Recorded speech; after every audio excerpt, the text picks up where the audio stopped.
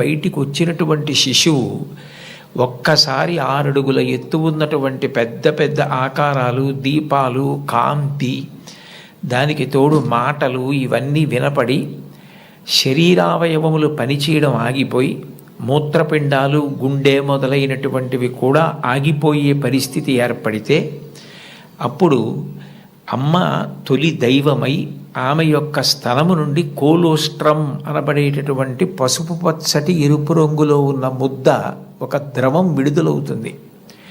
అది భగవంతుడు పెట్టినటువంటి ఒక గొప్ప వ్యవస్థ. ఏమీ తెలియనటువంటి పసిపిల్లవాడు అంత భయానక స్థితిలో అటువంటి ఆకారాలు, వెలుతురు చూసి భీతిల్లిపోతే లోపల ఉన్నటువంటి మలం గడ్డ కట్టేసి నల్లగా అయిపోయి, బ్లాక్ స్టూల్ అంటారట దాన్ని, నల్లగా అయిపోయి ఆ మలాన్ని విసర్జించడం చేతకాక హృదయ స్పందన కూడా ఆగిపోయే స్థితి ఏర్పడితే అప్పుడు పిల్లవాడికి గొప్ప స్వాంతన కలిగి కే మొదలైనటువంటి విటమిన్లతో కూడుకుని మళ్ళీ లోపల ఉన్న ప్రధానమైన అవయవాలన్నీ పనిచేసి గడ్డ కట్టినటువంటి మలం బయటికి వెళ్ళిపోయేటట్టుగా చేయగలిగిన శక్తి కలిగిన కోలోస్ట్రమ్ అమ్మ యొక్క స్థనం నుంచి విడుదలవుతోంది. ఈ మాటలు నేను చెప్పట్లేదు. చాలా ప్రఖ్యాతమైనటువంటి ఒక గైనకాలజిస్ట్, ఒక డాక్టర్ గారు, రామాంజనేయులు గారని, వారు ఒక పుస్తకం రాశారు. ఆ పుస్తకం ఇంగ్లీష్లో ఉంది, మాతృదేవో భవ అని. ఆ పుస్తకంలో ఆయన వైద్యశాస్త్రాన్ని స్త్రీకి అన్వయం చేసి అసలు స్త్రీ అన్న ప్రాణి లేకపోతే ఈ సృష్టి లేదు, ఒకవేళ సృష్టి జరిగినా నిలబడే అవకాశం లేదు.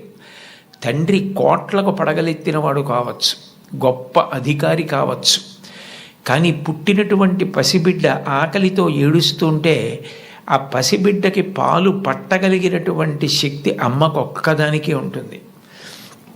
నేను ఈ బిడ్డని రక్షించుకోవాలి అన్న తాపత్రయం, ఆ తిరుగులేని ప్రేమ అమ్మకి మాత్రమే ఉంటుంది. అది కేవలం మనిషిలో కాదు. మీరు ఏ ప్రాణిని తీసుకోండి, కోడి గ్రద్దని చూస్తే హడిలిపోతుంది.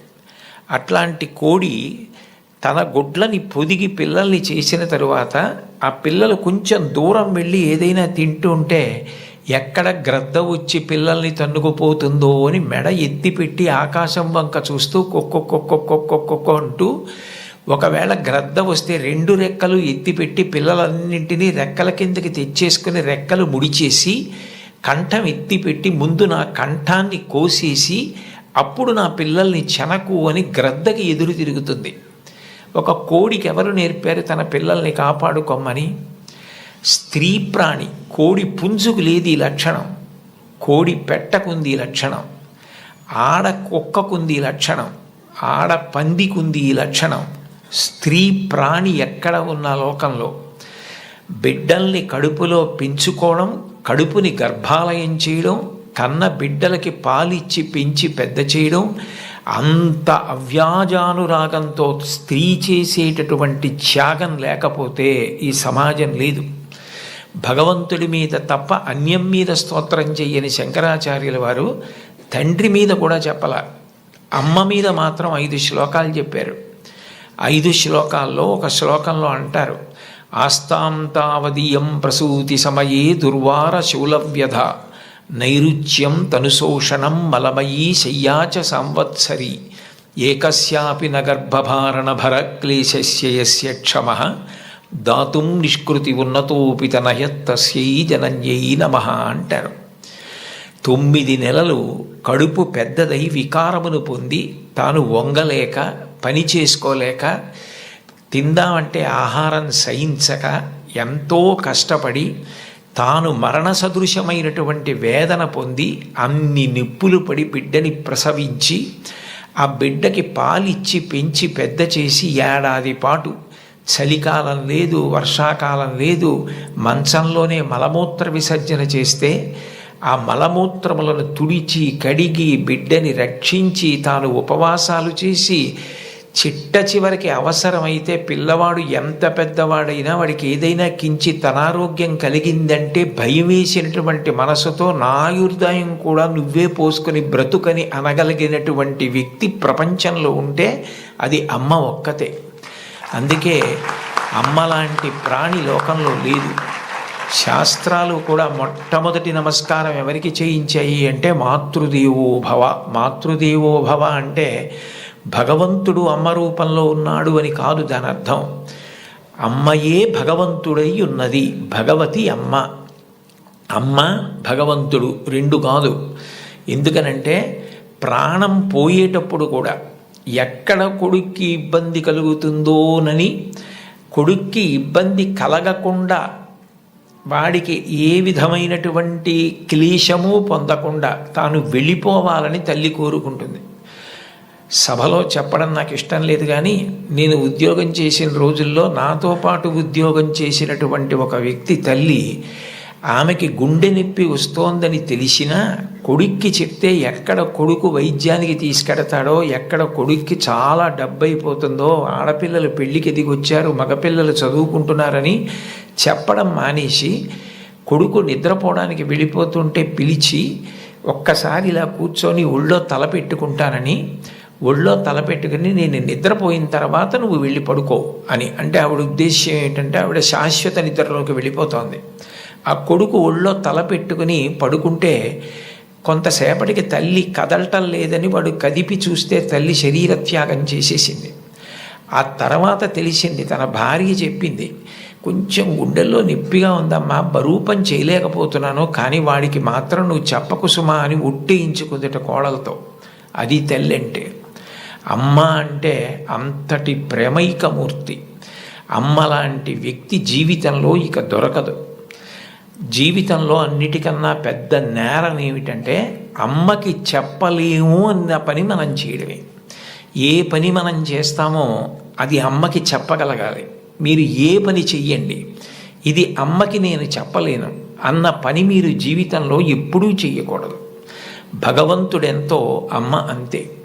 మీరు మహాత్ములైన వారి ఎవరి జీవిత చరిత్ర పరిశీలించండి. అమ్మకి నమస్కారం చెయ్యకుండా, అమ్మ గొప్పతనం చెప్పకుండా లేరు. ఈ రాష్ట్రానికి ముఖ్యమంత్రి చేసినటువంటి ప్రాతస్మరణీయులు టంగుటూరి ప్రకాశం పంతులు గారు తన జీవిత చరిత్రలో వ్రాసుకున్నారు. తాను మిడిల్ స్కూల్లో ప్రవేశించినప్పుడు 3 రూపాయలు జీతం కట్టలేకపోతే 25 మైళ్ళ దూరం నడిచి వెళ్ళి వాళ్ళ బావగారిని అప్పడిగితే ఆయన దగ్గర కూడా డబ్బు లేకపోతే మళ్ళీ 25 మైళ్ళు వెనక్కి తిరిగి వచ్చి, అమ్మ అప్పు దొరకలేదు, బావగారికి దగ్గర కూడా లేవుట, నేను చదువు మానేస్తానంటే అప్పటికి ఆ తల్లికి ఉన్నది ఒకే ఒక్క పట్టు చీర. ఆ పట్టు చీర పట్టుకెళ్ళి ఆ రాత్రికి రాత్రి తాకట్టు పెట్టి ఆవిడ ఆ డబ్బు పట్టుకొచ్చి చదివిస్తే ప్రకాశం పంతులు గారు బ్యారిస్టర్ అయ్యి రాష్ట్రానికి ముఖ్యమంత్రి అయ్యారు. ఆయన తన జీవిత చరిత్రలో అమ్మ గురించి అంత గొప్పగా వ్రాసుకున్నారు. ఏపీజే అబ్దుల్ కలాం గారు, ఆయన పేరు చెప్తే పిల్లలు పరవశించిపోతారు. కాకినాడలో ఒకసారి నేను గోశాలకు వెడుతుంటే సాయంకాలం వేళ పిల్లలు స్వచ్ఛందంగా, అదేం ఎవ్వరూ నిర్వహించింది కాదు, వాళ్ళంతట వాళ్ళుగా బయటికి వచ్చి కొవ్వొత్తులు పట్టుకుని ఎడుతున్నారు కొంతమంది. నాకు ఏమిటి ఇక్కడ ఏమీ కనపట్టలేదు, ఇక్కడ ఏమీ నినాదాలు లేవు, నడిపిస్తున్న వాళ్ళు లేరు, పిల్లలు ఎందుకు కొవ్వొత్తులు పట్టుకుని వెళ్తున్నారని నేను వాళ్ళని అడిగాను, ఏమ్మా ఎందుకు ఎడుతున్నారని. మహానుభావుడు అబ్దుల్ కలాం గారు శరీరం విడిచిపెట్టేశారండి, అందుకని కొవ్వొత్తులు పట్టుకుని ఎడుతున్నా ఉన్నారు. నేను ఈ మధ్య కాలంలో ఒక నాయకుడు వెళ్ళిపోతే, ఒక వ్యక్తి మరణిస్తే పిల్లలు స్వచ్ఛందంగా కొవ్వొత్తులు పట్టుకుని వెళ్ళడం చూసింది అబ్దుల్ కలాం గారి విషయంలో చూశాను. అటువంటి అబ్దుల్ కలాం గారు వింగ్స్ ఆఫ్ ఫైర్ అని ఇంచుమించు తన జీవిత చరిత్ర ఆ పుస్తకంలో వ్రాసుకున్నారు. 2వ ప్రపంచ యుద్ధ సమయంలో గోధుమలు రేషన్లో దొరుకుతున్నటువంటి రోజుల్లో అమ్మగారు రొట్టెలు ఒత్తి పిల్లలందరికీ పెడుతుంటే అందరి తలో 4 రొట్టెలు తినాలి. ఆ రోజు రొట్టె కూర బాగుందని కలాం గారు ఇంకో రొట్టె వేయి అని తిన్నారు. అప్పటికి చిన్నవారు, చదువుకుంటున్నారు. ఇంకో రొట్టె వెయ్యని తినేస్తే అన్నగారు వచ్చి, నువ్వు రొట్టెలు ఎక్కువ తినేసి